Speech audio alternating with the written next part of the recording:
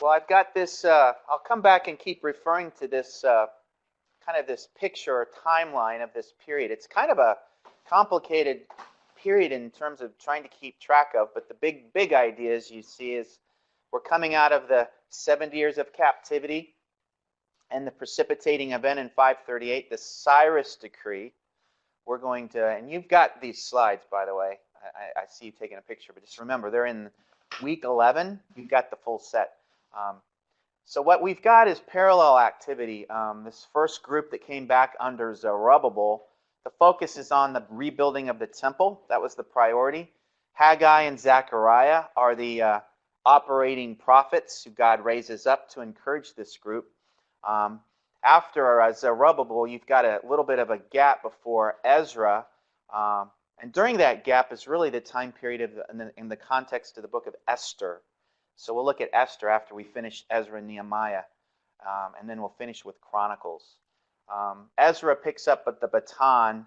Largely, he's going to be the priest. He's going to focus on the spiritual rebuilding, not the physical temple rebuilding, but what happens in the temple. And his period really will overlap. This doesn't show it in this chart, but it overlaps that gap of 12 years. But Ezra is still in and around, and there'll be overlap. Part of Ezra's term will be contemporary with Nehemiah. Nehemiah is going to come on the scene in 444 to focus on rebuilding the wall, and the prophet Malachi will be, or the famous Italian prophet Malachi, will be there to pick up an active at the end. So, parallel to all of this, we have to keep track of what Persian leader is in charge and overseeing life back home. We've got the period of Cyrus. Cyrus II is the Persian king who issues the decree. And who's contemporary, another prophet who's active, always behind the scenes, is the prophet Daniel. His prophetic ministry will be instrumental, as we'll see, in that early phase. And then we go to Darius the First. We go to Xerxes the First, or Ahasuerus. He's the Persian king who's parallel with Esther during her time. Then we transition to Artaxerxes the First, and then we end with Darius the Second. It's a lot of information. But you'll have this slide in case you need to kind of go back to it and refer to it if I ask one of those pesky questions on the final exam. All right. But what's going on? We need not just a spiritual renewal. There's a lot of things that are going on in terms of getting this project up and running, this divine project. So we see the hand of God at work with the prophet, not with the prophet, but the Persian king Cyrus. Now let's turn to an interesting place, Isaiah. Let's turn to Isaiah chapter 45. We'll talk more about this later. Maybe not at the end of this morning, but we might overlap into next week a bit.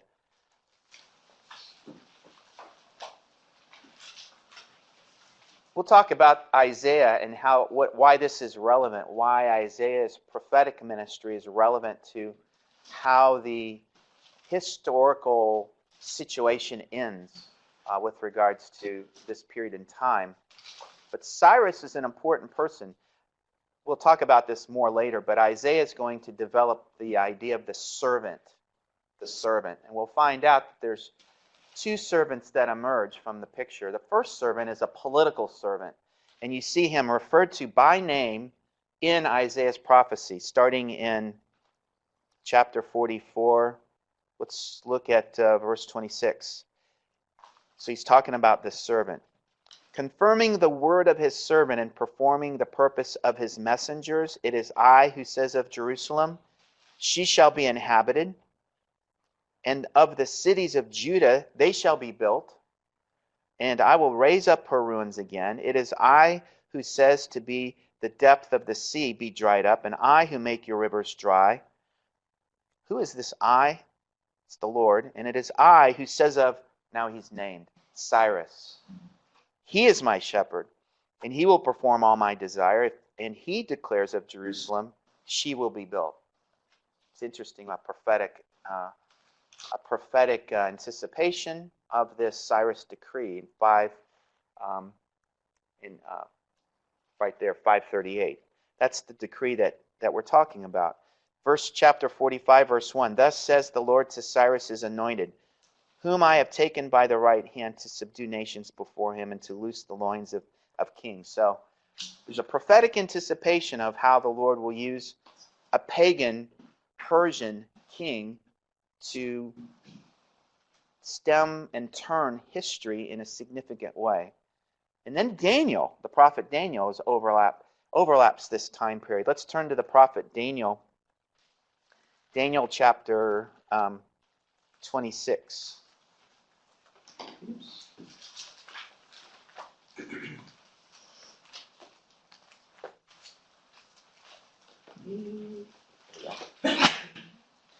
Daniel chapter 6, verse 25.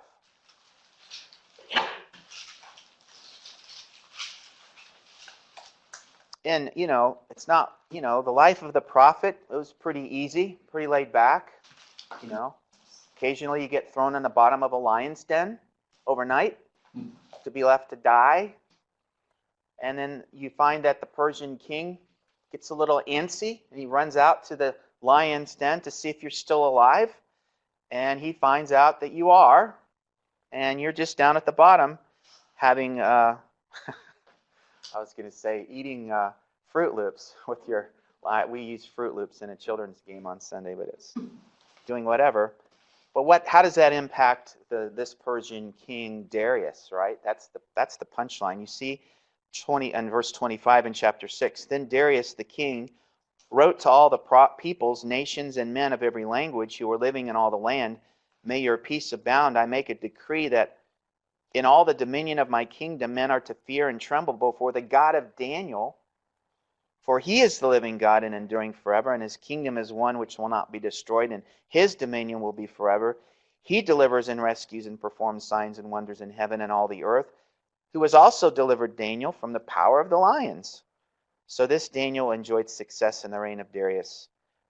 And we know that Daniel's reign also overlapped with Cyrus.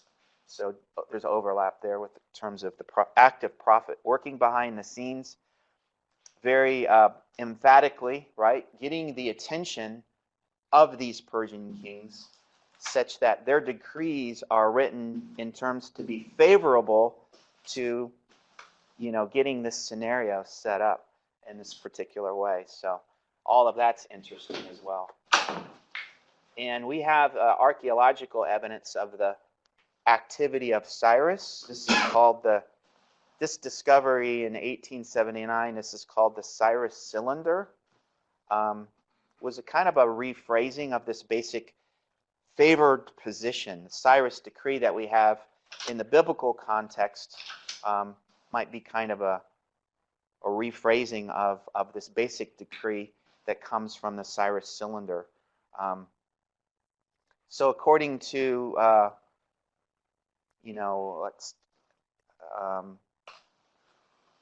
I'm thinking that I'm putting myself in the shoes of now I'm hearing the prophetic words of Ezekiel again, and I'm back in, I'm in Persia. I'm there in the Jewish community that's been established for some time, and all of the sudden you hear about this decree from Cyrus, this Persian king who allows now anybody that wants to go home. You would think that would be from the hand of the Lord, that the Lord has provided this miracle to allow this all to happen. So that all of that to set up how this period in history begins. Now we're back to the book of Ezra. And Eureka, what do we see? And what does Ezra choose to use to start off his historical, theological history, but the Cyrus decree? And we know that. If I could just find it. There we go. He starts off with the most significant document ever been written in terms of well, not the most significant, but the precipitating document for this particular time period.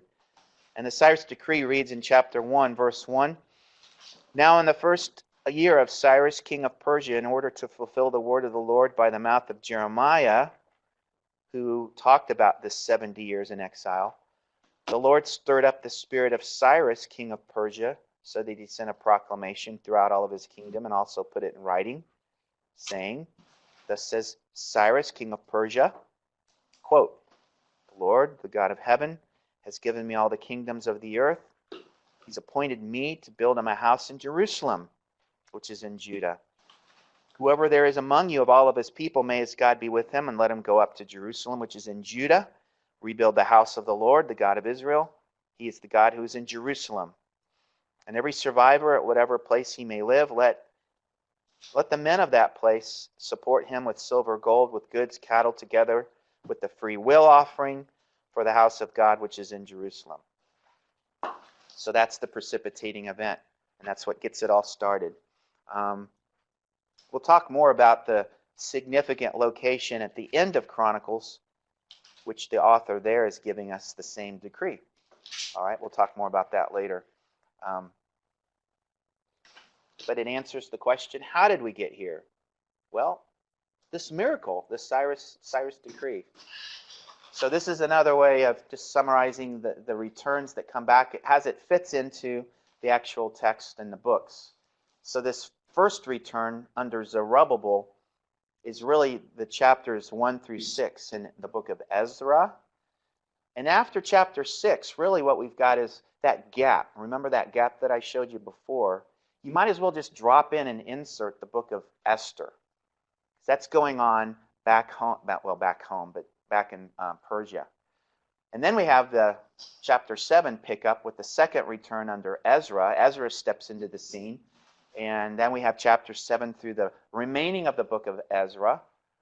And then we get into the full book of Nehemiah, which really talks about the third return with the focus on wall rebuilding. And you've got the basic time periods there. So I thought that was a helpful chart and summary to help us fit it onto a timeline.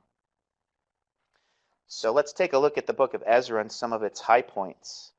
I just love this show. I watch it all, Fixer Upper. It's kind of fun. Chapter 2 kind of fits into my focus on the book that we talked about, Song of Solomon, because you see how in love this couple is. It's really cute as they work through issues and stuff together. They're Christians. It's kind of neat. Chapter 2, verses 1 through 58. We won't read this, but everybody take a look at chapter 2, verses 1 through 58, and look at what's going on there. Everybody see it?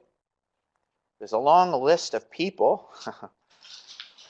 Well, what do we have being accounted for here? Right? And why would this be important to this group that's coming back from Babylon after some time has passed, 70 years? Anybody have any idea? What? Remind people of where they came from, their tribes. And yeah. It's kind of like a census, I guess. Yeah, it's a significant census or accounting of the households and the household names, those who have come back under these household names. And you've got, this is a significance. Remember, we've got the problem of the people who are going to be in the land already kind of having some kind of claim to the fact that we are you. That's what they're going to say. We're you. We want to help you build this temple. And the answer is from Zerubbabel, no, you're not on this list. You've been here all along. You're not on this list. So this is a significant line in the sand to kind of bring definition to the real situation. Remember, this group's come back. They're spiritually charged. What do they want to avoid? Another book of Kings. No more of that. We don't, you can live your life up there, but we've got a serious job, and we can't have this kind of threat come in. You're not worshiping like us. You're talking about you're talking about gods. We're talking about the one true God, and maybe eventually over time, you'll come down to our side, and we'll show you and demonstrate to you who this God is. But give us a chance to get started here, because we don't want this thing to fail from the get-go. That's what's at stake here. All right. So chapter 2, verse 59. And you see that the total number that have come back. And the emphasis there is that these were the ones, well, anyway, the emphasis on the households and the descendants, whether they were of Israel or not. So, all right. So all of this is part of the accounting, chapter 2, verses 61. And we've got some priests that are house cleaning amongst the priests as well. House cleaning with regards to who's going to be overseeing the activity of the rebuilding of the temple, and all of this is serious, serious focus. We're going to see the same focus of Nehemiah when the wall starts to be rebuilt. The rebuilding is going to take place amongst the people who are committed for the right reasons to the rebuilding. All right. So Zerubbabel, he's going to act as the governor, not king, and his priest is Jeshua. In Ezra chapter 3, we see them start to initiate the temple restoration in chapter 3, verse 8.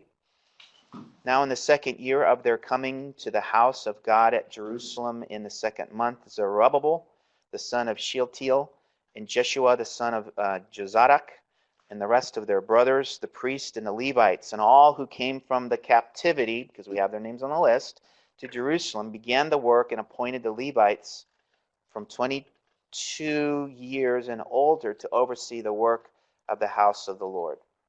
And verse 9, then Jeshua with his sons and the brothers stood united with Kadmiel and his sons, the sons of Judah, and the sons of Henadad, with their sons and the brothers, the Levites, to oversee the workmen in the temple of God. So it's a big deal. It's a big project, and it's important. All right, we've seen this picture before. Chapter 4, verse 1 through 7. These are the ones who are there. They've been there all along, and they're saying, well, what do they say? Let's take a look. Chapter 4, verses 1 through 7. Let's see, I'm going to start calling on some people to read. Could I have Caitlin? Where'd she? She's way in the back corner. Could you read for us chapter 4, verses 1 through 7?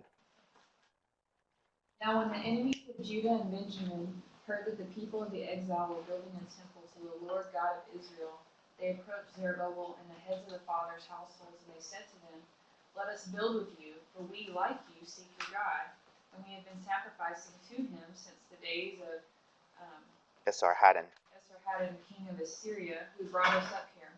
But Zerubbabel and Jeshua and the rest of the head of the fathers' households in Israel said unto them, you have nothing in common with us in building the house to our God, but we ourselves will together build to the Lord God of Israel, as King Cyrus, the king of Persia, has commanded us. And then the people of the land discouraged the people of Judah, and they frightened them from building, and they hired counselors up against them to frustrate their counsel all the days of Cyrus, king of Persia, even up until the reign of Darius, king of Persia. Now in the reign of Ahasuerus, in the beginning of his reign, they wrote an accusation against the inhabitants of Judah and Jerusalem. And in the days of Artaxerxes. I'm giving you some. Bill and the rest of his colleagues, and they wrote to Artaxerxes, king of Persia, and the text of the letter was written in Aramaic and translated from Aramaic. Okay. Now we get a little interesting here. We've got this opposition. That's the big idea that you want to get in this early part of chapter 4. And like I've said, these are people coming from the land. They've been there. They've got a claim to the land, and they seem to have a claim to being part of the group that's come back. We're just distant cousins. You know, we can talk about your God too, but the answer is no. And so they're going to start to play up and develop some kind of letter writing campaign and stir up some political conflict now with the Persian kings back home. And correspondence is going to start to be. So we're back to this chart, and we see that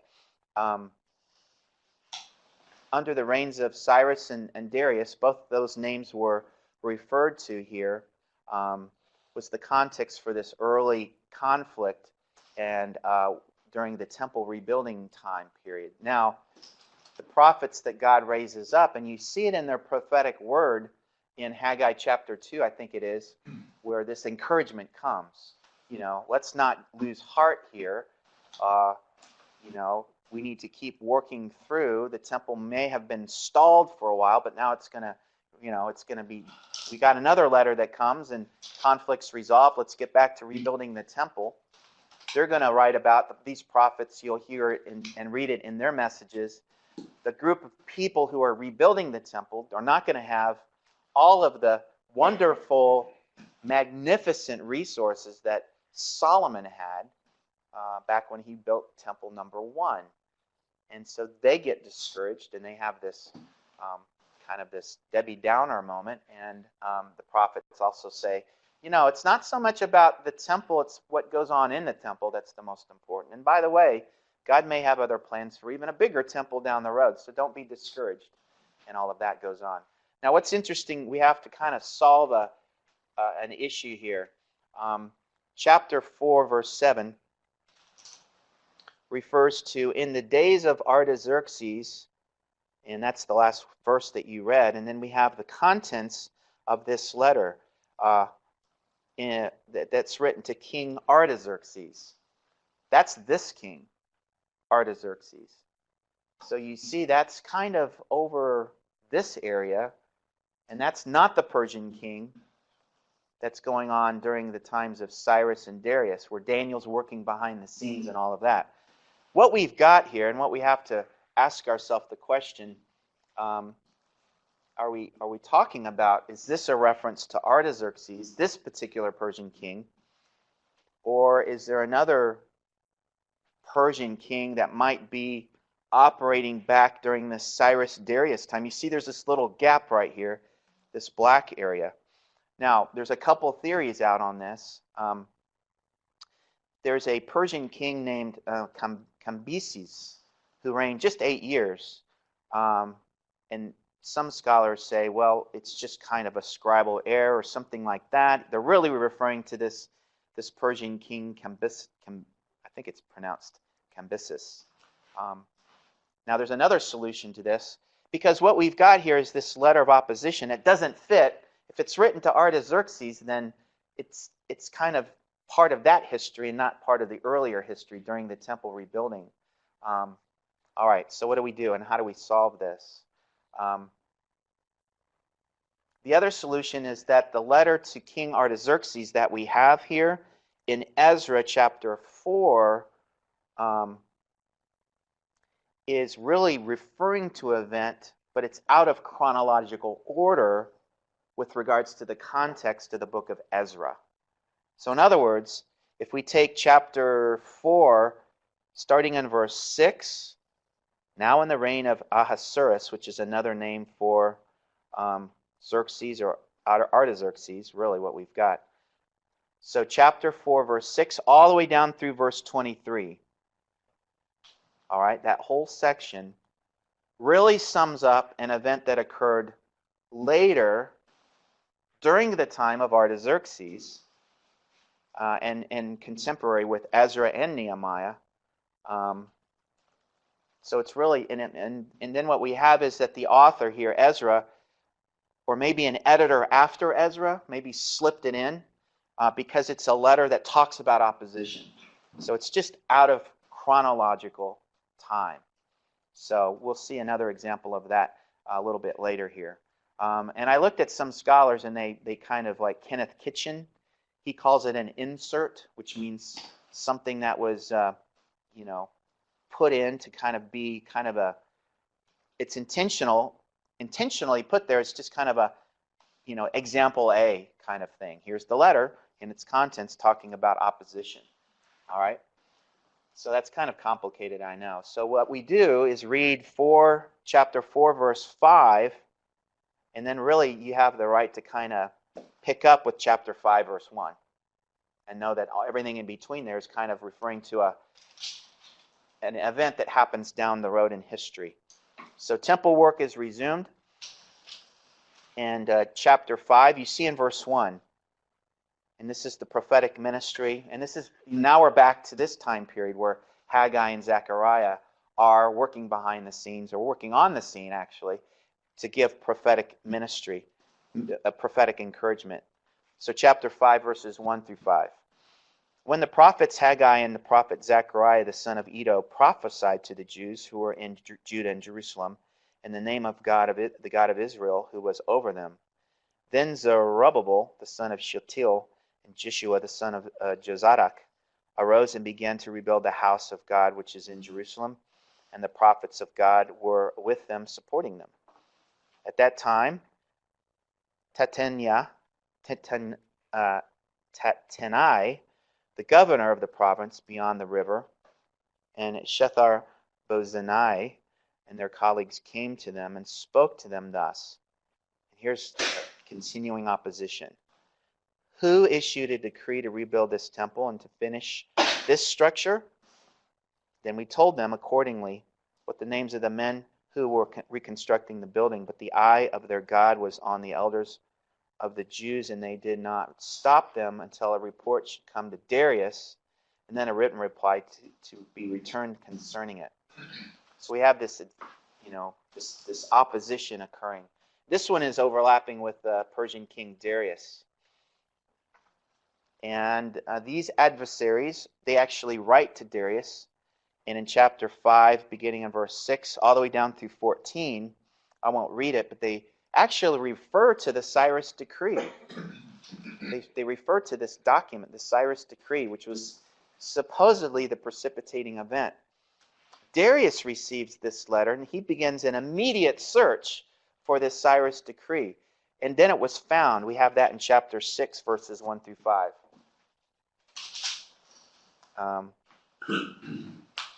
Let's see, I'm going to have Ryan. Could you read that? Chapter 6, verses 1 through 5. Then King Darius issued a decree, and a search was made in the archives, where the treasures were stored in Babylon.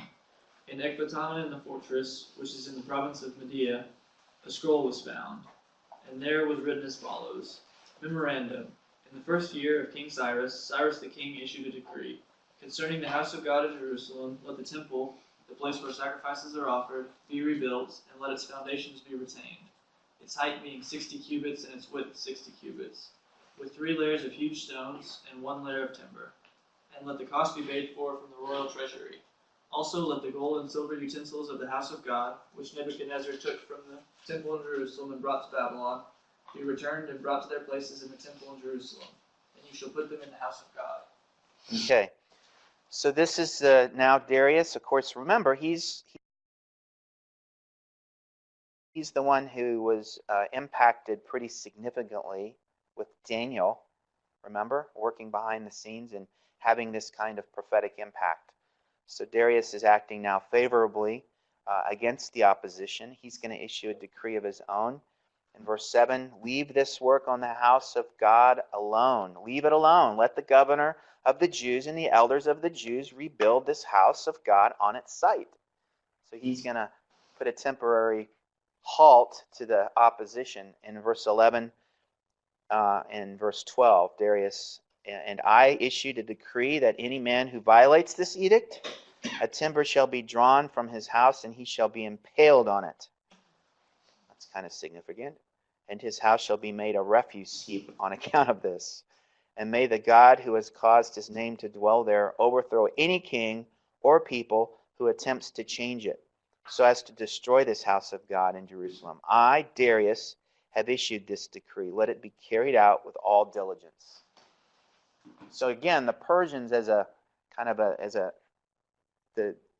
big dog on the block at this time, they have the most favorable political allowances for these kinds of conquered people groups. They're going to let not just the Jews but other people groups return to their homeland, not to be caged up in Persia, but to go back and to be under oversight still, but to be part of the ongoing the economy of Persia. They're going to expect tax. They're going to be taxed, and There's going to be trade and all of these things that'll continue on, but with a very lenient and very kinder anyway, allowance to be a people group and to have church and to worship. So, the Persian kings were pro-gods in a way. Doesn't mean just whatever god you write in the line will be favorable towards that god, and because that god is your god as a nation, so you go back and worship that god, and you go back and worship that god. So we're all good with that, Persia says. But what's interesting, every now and then you have this particular, this, we cannot say that, it's part of the discussion, I guess, but did Darius find faith here? Was he that impacted by, well, he certainly was impacted by Daniel, I think, behind the scenes, but I don't think we can make him out to be a full-blown worshiping Israelite. He's acting like a Persian king at this point. But at least it seems to have his theology right with some of the details of these decrees, which is always interesting to me. All right, so if you're interested in well, we looked at chapter 6, verse 25 through 28, Daniel's impact on this Persian king working behind the scenes. So once the temple's completed, we see that, again, this is an example of how serious this group was under the leadership of Zerubbabel at this point. They're going to celebrate Passover and the Feast of Unleavened Bread, and they're going to do it with joy because the Lord has caused them to rejoice, and they're recognizing that the Lord, there we go, verse 22. They observed the Feast of Unleavened Bread 7 days with joy, for the Lord had caused them to rejoice, and had turned the heart of the king of Assyria towards them to encourage them in the work of the house of God, the God of Israel. So it's just another, for this group that's come back, now we've got another decree acting on our behalf and favorable towards us. Isn't God good? God, it's a good God moment for them in these early days. All right? So let's take a look, and now we have between the completion of the temple and the beginning of the time of Ezra, and like I said, right between Ezra. And Ezra is going to be like the cheerleader because he's focusing on the spiritual rebuilding of the people now that the temple's complete. Sorry, I didn't skip that picture altogether. So between the end of chapter 6 in Ezra and what we have in the Ezra chapter 7, between those two chapters, that's where we drop in the book of Esther. There's this gap. Things are continuing to go on. People are living now, and people are continuing to come back. So the book of Esther, we'll get to that, is all focused behind the scenes under the reign of Xerxes the First. All right. Let's look at Haggai chapter 2. He's one of the prophets who God raises up to encourage this group with regards to the temple rebuilding. And Habakkuk, Haggai, Zephaniah, Haggai. Haggai chapter 2, verses 1 through 9. Now they've, so this is just the example that kind of I referred to before. Chapter 2, verses 1 through 9. On the 21st of the 7th month, the word of the Lord came by Haggai the prophet, saying, Speak now to Zerubbabel, the son of Shealtiel, governor of Judah, and to Joshua, the son of Jehozadak, the high priest, and to the remnant of the people, saying, Who is left among you who saw this temple in its former glory? Right? It's a reference to the Solomonic temple. And how do you see it now? You see, dealing with the question, well, we're a little discouraged. It doesn't look anything like, we didn't have everything that Solomon, all the resources he had, he hired Hiram, the Egyptian master craftsman, and all of these expert builders that you remember all those details that we saw. Does it not seem to you like nothing in comparison? But there's one of those big buts of the Bible. But now take courage, Zerubbabel, declares the Lord. Take courage also, Joshua, son of Jehozadak, the high priest, and all you people of the land take courage, declares the Lord, and work. For I am with you, says the Lord of hosts. As for the promise which I made when you came out of Egypt, my spirit is abiding in your midst. Do not fear. For thus says the Lord of hosts, once more in a little while I am going to shake the heavens and the earth and the sea and also the dry land, and I'll shake up all the nations, and they will come with the wealth of all nations, and I will fill this house with my glory, says the Lord of hosts. That'd be encouraging, wouldn't it? Yeah. If you're one of those builders and you're stepping back and looking at the completed temple and saying, Debbie Downer, glass half empty, you know. But no, the Lord says, no.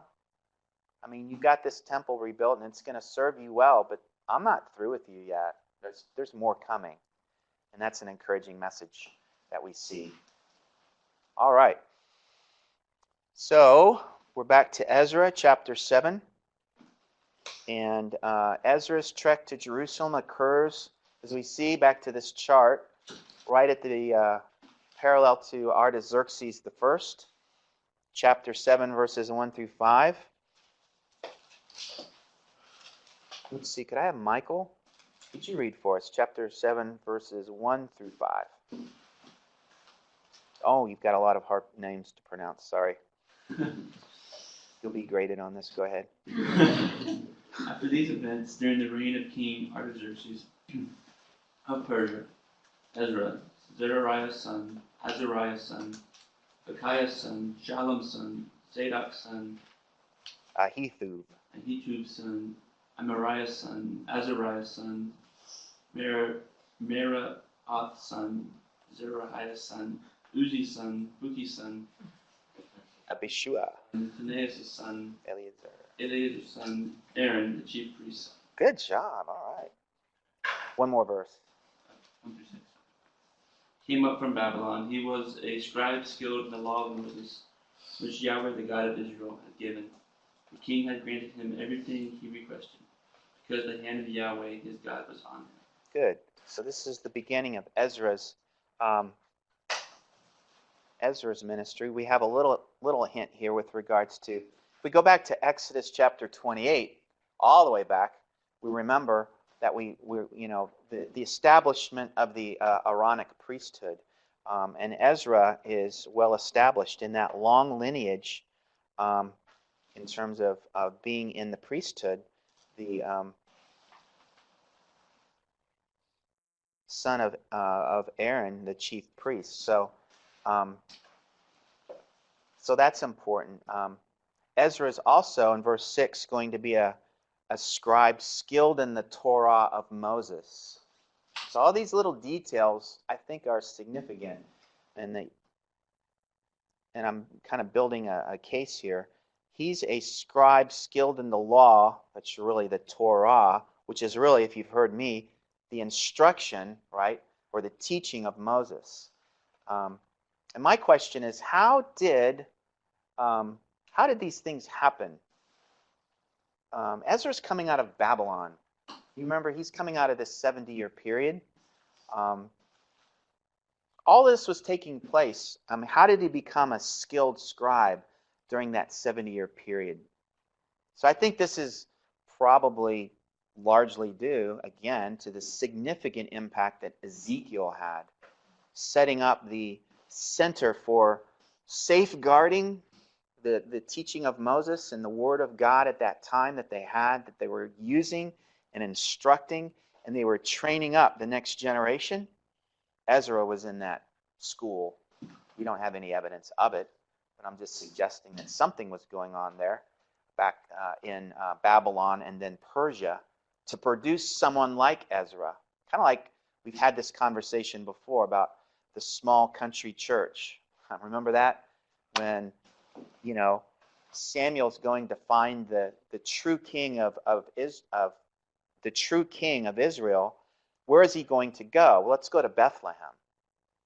Bethlehem is that small believing community, and they're producing Israel's kings. David had the right theology on the battlefield, and he shows up ready to go. And where did he get that preparation? We talked about that. So I think this is the similar kind of thing. Ezra comes out of this background. And he's also coming with a call to ministry, because you've got this encouragement coming from Ezekiel, and we saw that before, but other prophets as well. Let's go to Micah. The anticipation of something big happening in Jerusalem. Micah chapter 4, verses 1 through 4. Maybe he's been having his quiet time lately in a passage like this. And it will come about in the last days that the mountain of the house of the Lord will be established as the chief of the mountains. It will be raised above the hills, and the peoples will stream to it, and many nations will come and say, "Come, let us go up to the mountain of the Lord and to the house of the God of Jacob, that he may teach us about his ways, and that we may walk in his paths. For from Zion will go forth the Torah, even the word of the Lord from Jerusalem." So if that's going to have anything to do with what's going on back in Jerusalem, I'm going to be a part of that, maybe, is what Ezra says. The teaching of Torah seems to be one of the central features of this future activity that seems to be getting started. And I'm part of that group going back. I'm going to go back and be a part of that. That's what's going on here. I'm skilled in the teaching of the instruction of the Torah. So that might be my new job and my new vocation. So something like that maybe. All right. So his return also comes with a Persian decree from King Artaxerxes. A lot of these decrees coming from these Persian kings. And they're all written to be favorable, and they're amazing that they come, but it's part of that good neighbor policy from Persia. Chapter 7, let's take a look at this decree. And I'll have, let's see, Benjamin here. Benjamin's not here. How about Cole? Cole, I saw you earlier. Where are you? There you are. Could you read for us a little bit of this decree in chapter 7, verse 11. Now, this is a copy of the decree which King Artaxerxes gave to Ezra the priest, the scribe, learned in the words of the commandments of the Lord and the statutes to Israel. Artaxerxes, king of kings, to Ezra the priest, the scribe of the law of the God of heaven, perfect peace. And now I've issued a decree that any of the people of Israel and their priests and the Levites in my kingdom who are willing to go to Jerusalem may go with you. For as much as you are sent by the king and his 7 counselors to inquire concerning Judah and Jerusalem, according to the law of your God which is in your hand, and to bring the silver and gold which the king and his counselors have freely offered to the God of Israel, whose dwelling is in Jerusalem, with all the silver and gold which you find in the whole province of Babylon, along with the freewill offering of the people and of the priests, which offered willingly for the house of their God which is in Jerusalem. So you get into a little bit of the detail there about even the economic situation that will allow for this success. The Persians are seemingly investing in the stability of this group that's gotten back, and now they've established themselves. And maybe in the Persian mind, they're thinking the religious stability of this area is important for political stability. So let's just do all we can to set this thing up and make sure it happens the right way. But you see this reference to the Torah. With the Torah of God which is in your hand. He's got something in his backpack, right? So he's taking that back, and there's a seriousness about going back to establish, again, this religious stability. If that's what Ezra is doing, let's send him back, and he's going to help make that happen. So this is all part of God working behind the scene and establishing this and working through a Persian king. Ezra is going to respond with praise. In chapter 7, verses 27 and 28, he says, Blessed be the Lord, the God of our fathers, who has put such a thing as this in the king's heart," that's the king of Persia, "to adorn the house of the Lord, which is in Jerusalem, and has extended chesed, loving kindness, to me before the king and his counselors, and before all the king's mighty princes. Thus I was strengthened according to the hand of the Lord my God upon me, and I gathered leading men from Israel to go up with me." So he's got people in tow now. In chapter 8, we see all the people who are going to go listed out, and a census of them are taken account of, and I don't think we needed to say anything more about that. It's just, again, it was important now, earlier for Zerubbabel, but now again for Ezra to keep track of the people who are going back, the household names, and everybody who's returning. All right. I don't know. This is a crazy picture. But it's also important because of what happens next. Immediately, we have problems that Ezra is going to have to deal with, spiritual problems that are going to be dealt with. And we see the details of that beginning right away in chapter 9, verses 1 through 4. So let's take a look at that. Could I have Tamara? Could you read chapter 9, verses 1 through 4? Now when these things had been completed, the princes approached me, saying, "The people of Israel and the priests and the Levites have not separated themselves from the peoples of the lands according to their abominations, those of the Canaanites, the Hittites, the Perizzites, the Jebusites, the Ammonites, the Moabites, the Egyptians, and the Amorites, for they have taken some of their daughters as wives for themselves and for their sons, so that the holy race has intermingled with the peoples of the lands. Indeed, the hands of the princes and the rulers have been foremost in this unfaithfulness." When I heard about this matter, I tore my garment and my robe, and pulled some of the hair from my head and my beard, and sat down appalled. Then everyone who trembled at the words of the God of Israel on account of the unfaithfulness of the exiles gathered to me, and I sat appalled until the evening offering. All right, so you see the problem here. It almost sounds like this little postcard could be taken right out of the book of Kings, or even going all the way back to the days of Solomon and some of the problem there.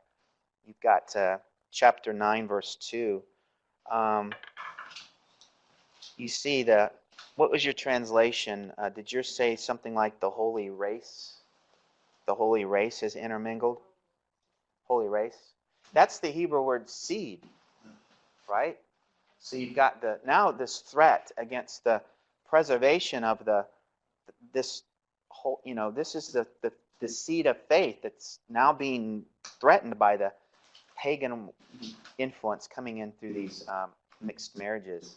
So this is what's at stake. Do you remember Ezra would have known this more than anybody. If we go back to, there we go, Deuteronomy chapter 7, speaking of Torah instruction, if Ezra is skilled in Torah instruction, he'd be on this right away. In chapter 7, Moses warned, chapter 7, verse 1, "When the Lord your God shall bring you into the land where you are entering to possess it, and shall clear away many nations before you."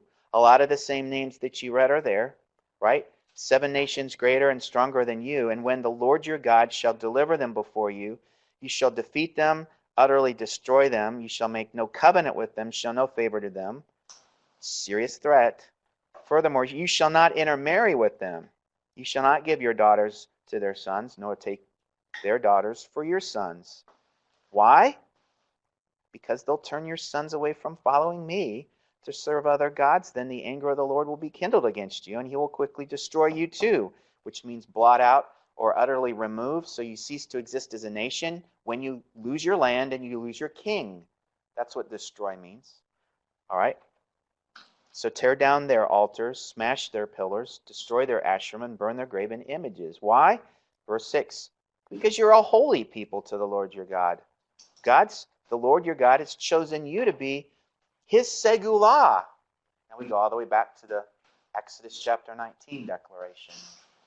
"I want you to express your segulahness in the land." So I think Ezra's picking up that Moses baton and making this a significant And here we see the severity of how Ezra is going to deal with it as well. First, though, Ezra is going to grieve. And that's what you do with this kind of sin. You grieve. He's showing this as an example.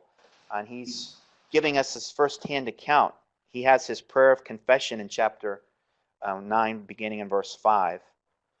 But at the evening offering I rose from my humiliation or my fasting, even with my garment and my robe torn. I fell on my knees and stretched out my hands to the Lord my God. And I said, "Oh my God, I am ashamed and I'm embarrassed to lift up my face to you, my God, for our iniquities have risen above our heads and our guilt has grown even to the heavens." We keep going down through verse 8. Since the days of our fathers to this day we have been in great guilt, and on account of the iniquities, we, our kings and our priests, have been given to the hand of the kings of the lands, and sword, and to captivity, and to plunder, and to open shame, as it is to this day. But now, for a brief moment, grace has been shown from the Lord our God to leave us an escaped remnant, and to give us a peg in his holy place, that our God may enlighten our eyes and grant us a little reviving in our bondage. It's kind of a raw prayer there. It's really personal. For we are slaves yet in our bondage. Our God has not forsaken us.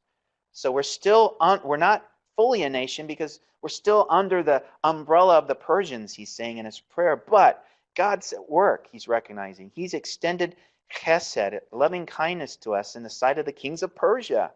One decree after another. That's why I'm here, to give us reviving and to raise us up to the house of our God, to restore its ruins, and to give us a wall in Judah and Jerusalem. And now, our God, what shall we say after this? For we have forsaken thy commandments. So, serious account. And after the intercessory prayer, Ezra receives the kind of response we would hope to see. We have Shechaniah, who acts as the spokesperson on behalf of the people in chapter 10, verses 1 through 4. Now while Ezra was praying and making confession, weeping and prostrating himself before the house of God, a very large assembly of men and women and children gathered to him from Israel, for the people wept bitterly. Proper response. And Shechaniah, the son of Jehiel, one of the sons of Elam, answered and said to Ezra, "We have been unfaithful to our God and have married foreign women from the peoples of the lands, yet now there is hope for Israel in spite of this. So now let us make a covenant," or covenant renewal, "with our God to put away all the wives and their children according to the counsel of my Lord and of those who tremble at the commandment of our God, and let it be done according to the Torah." So this is their response. So things are, kind of shaky, but they're working out. And the people are going to assemble in Jerusalem, and Ezra then addresses them in chapter 10, beginning in verse 9. So the men of Judah and Benjamin assembled at Jerusalem within the 3 days. It was the 9th month on the 20th of the month, and all the people sat in the square before the house of God. But they were trembling because this matter and the heavy rain. Sitting in the rain. And Ezra the priest stood up and said to them, "You have been unfaithful and have married foreign wives, adding to the guilt of Israel. Now therefore make confession to the Lord, the God of your fathers, and do his will. Separate yourselves from the peoples of the land and from the foreign wives." Then all the assembly answered and said with a loud voice, "That's right. As you said, so it is our duty to do." All right, so they're going to deal with this problem. There's going to be a process that's initiated in verses 14 through verses 17. There's actually going to be an investigation. Ezra is going to organize this investigation to seek out fully. It's going to take about a month to sort out this mess. So it's going to be kind of an organized effort. The aftermath of about a month investigation produces, beginning in verse 18, we see the list of the offenders. So a little bit of a Dick Tracy investigation. Everybody's going to take the census. They're going to check their lists, find out who the offenders are, and that's how the book of Ezra ends. kind of on a, but really what we have in the original canon, we've got a continuation of Ezra and Nehemiah. So originally in the canon, they were read as one book. Question? Yeah.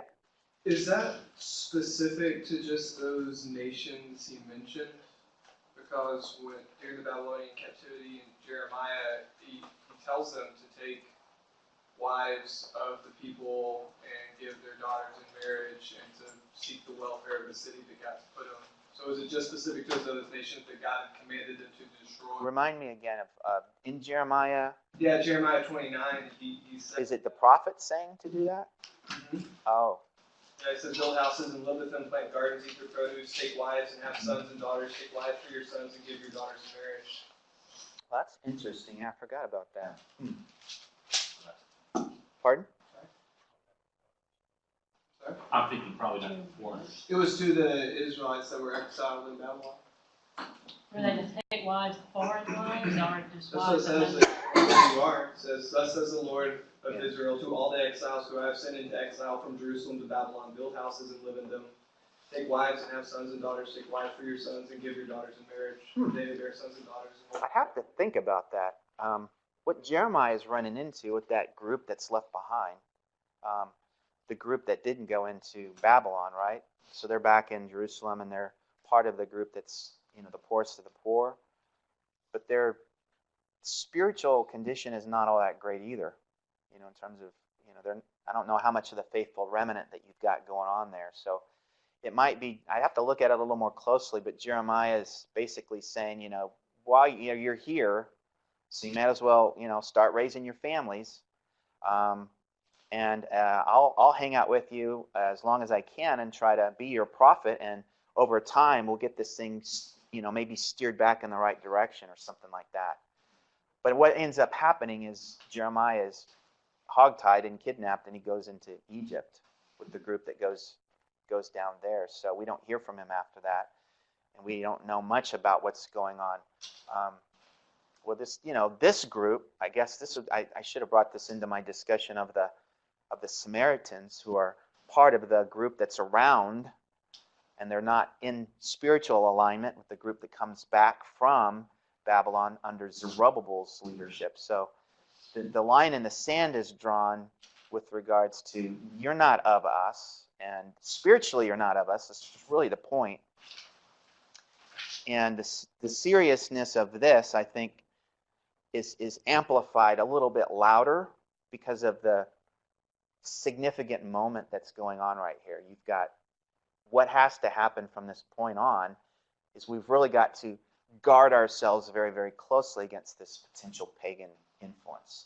Mixed marriages is not in the teaching of, it's contrary to Moses' teaching, and we're coming back to be a people of the book, so to speak. So I don't know if I fully answered your question, but yeah, I think there might be something to said too. You asked specifically about these specific people groups that are named. Seems to be a close alignment there with the list that comes from Moses too. So I'd have to look at that a little bit more. It's a good question. Did you have the same question? I was just going to ask what happened to women and children, if they were just sent outside of the camp, or what was the Oh, position of them? is there details in the text that give us any clues? Maybe they were just sent home, back to their cities. There's outside, Israel's replanted her. This faithful remnant's come back and kind of planted herself around Jerusalem, and the walls haven't been rebuilt yet, so there's still work to be done, and people are setting up, living in, they're starting to reestablish themselves in cities in and around Jerusalem until the walled city gets to be rebuilt. And eventually they're going to bring people into the city to live, to add stability to it. So I would say that they're probably just sent home, unless I missed something. I don't know if there's anything in there. I'd have to look at it. Johnny I'm not a good Johnny on the spot person, sorry. All right. Well, so the book of Ezra ends.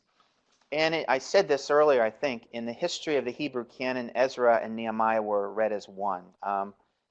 During the entire Masoretic, like the Masoretic scribes and all of that, the two books were listed as one. Not until the 15th century AD do we start to see the separation of the two books, Ezra and Nehemiah. So this separation really stems from the Christian time or the Christian tradition. It comes much, much later.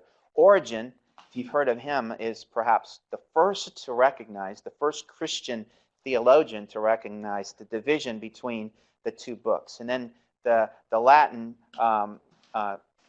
theologian Jerome, during the 4th century, separates the two books in his Latin translation of the Old Testament. We call that the Latin Vulgate. So that's kind of a short history of the separation of Ezra from Nehemiah. Just recognize that for most of its history, you're just continuing to read right ahead. Turn the page, and there's just one book. That's kind of important.